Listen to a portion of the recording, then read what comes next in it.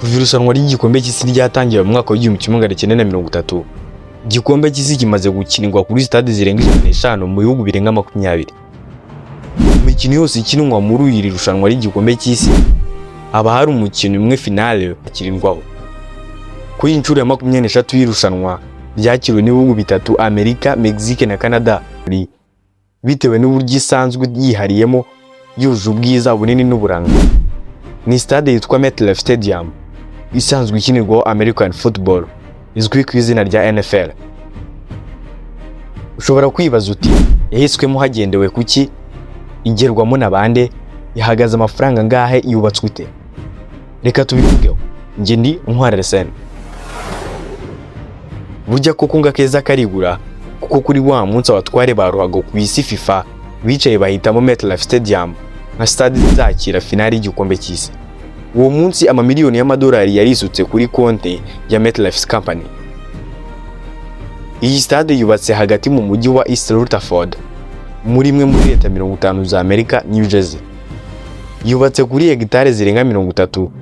Ubw'iyo mvuga ubuso bwa stade si ikibuga gusa, kuko na za parking ziba zirimo. Byonyine ubutaka yicayeho utabariyemo inyubako buhagaze miliyoni 400 z'amadolari.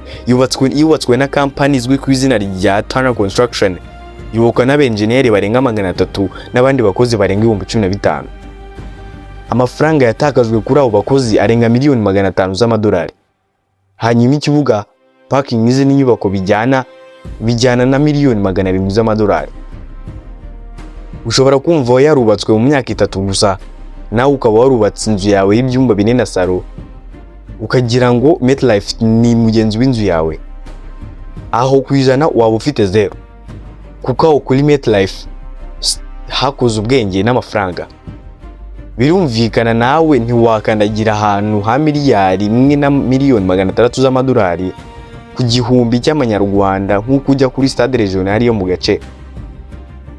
Izi miliyari nizo zituma kwinjiramo bisanzwe ugiye gutembera wishyura amadolari asaga 40. Iyi stade kandi ifite ubushobozi bwo kwakira abantu barenga 82,500 na parking ifite ubushobozi bwo kwakira imodoka zirenga 27,500. Abenshi tuzi ko stade irenze cyangwa utwika igomba kubisakaye.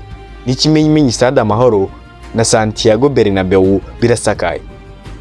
Ariko kuri MetLife suko bimeze, kuko ni stade itandukanye n'izindi zose, kuko ukaba wumvisha urwego iriho. Finale ibereye kuri stade ntoya kandi iciriritse byaba ari ibibazo bikomeye cyane, kuko abantu batabona aho bakwira kandi nta bwisanzure bwabuhagize bwa bw'iyo.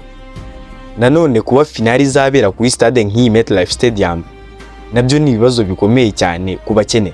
Ahangaha ni nk'umuntu avuga ngo umukene azapfa, ariko bitari ibya bibazo by'ubuto cyangwa ibindi bibazo, ahubwo iyi finale izarebwa n'umugabo isibundi ko kwinjiramo ukicara muri ya myanya myiza y'icyubahiro nk'ahandi banyamukuba baba bicaye ari amafaranga asaga 70,000 by'amadolari.